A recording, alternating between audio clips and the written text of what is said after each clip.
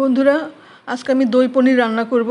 তো সেই জন্য আমি নিয়ে নিয়েছি পোস্ত, কিশমিশ, কাজু বাদাম কিছুটা, আর গোটা গরম মশলা, কাঁচা লঙ্কা, টক দই।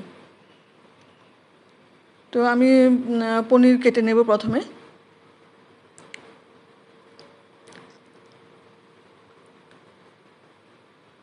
খুব বেশি বড় করব না, মিডিয়াম করে কাটবো।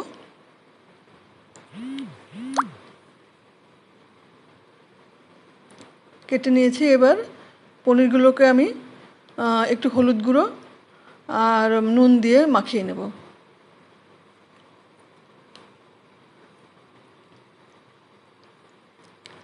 মাখিয়ে নিয়েছি। এবার আমি ফ্রাইং প্যানে গোটা গরম মশলাগুলো আর সাথে নিয়েছি কিছুটা গোটা জিরে আর একটা শুকনো লঙ্কা আমি ভেজে তুলব। ভেজে তুলে আমি গুঁড়ো করে রেখে দেব। এটা আমি পরে ইউজ করব।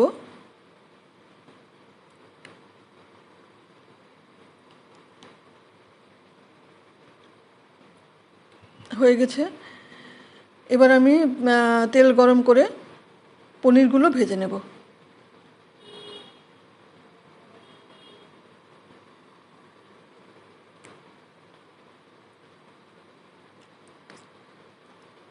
পনিরগুলো হালকা আছে, হালকা ব্রাউন করেই ভাজবো, খুব বেশি কড়া করব না।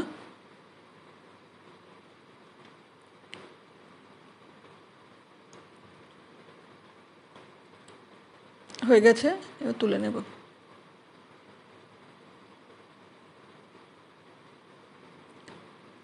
বাকি পনিরগুলোও একইভাবে ভেজে নেব।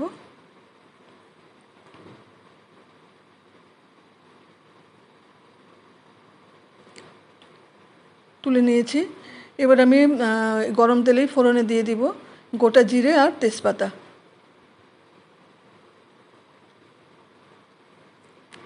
এবার দিয়ে দিব আমি পোস্ত আর কিশমিশ, কাজু বাদাম আমি পেস্ট করে নিয়েছি, সেই পেস্ট দিয়ে দিব। আর কাঁচা লঙ্কাগুলোও আমি পেস্ট করে নিয়েছি, কাঁচা লঙ্কা বাটা আমি দিয়ে দেব। আমি কিছুটা কাশ্মীরি লঙ্কার গুঁড়ো দিলাম কালারের জন্য।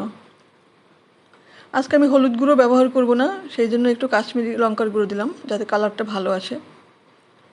পরিমাণ মতো নুন দিলাম।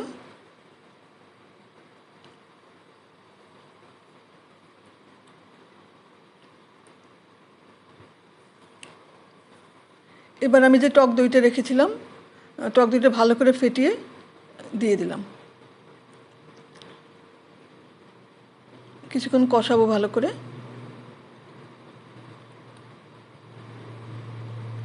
এবার আমি দিয়ে দিব আমি ভেজে রাখা মশলাগুলোর গুঁড়ো করে রেখেছিলাম সেই গুঁড়োটা।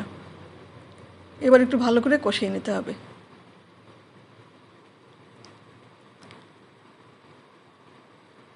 কষানো হয়ে গেছে। আমি পরিমাণ মতো জল দেব।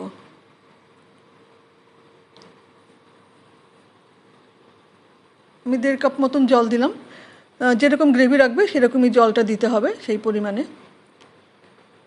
এবার পনিরগুলো দিয়ে আমি কিছুক্ষণ ঢাকা দিয়ে একটু রান্না করব, তাহলে পনিরগুলো খুব ভালো সেদ্ধ হয়ে যাবে।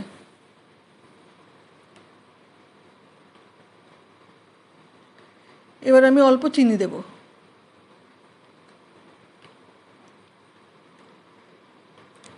চিনি দিয়ে আবার কিছুক্ষণ ঢাকা দিয়ে রাখবো।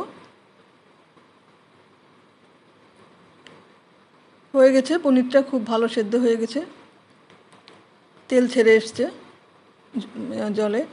এবার আমি কসুরি মেথি দিয়ে দেব।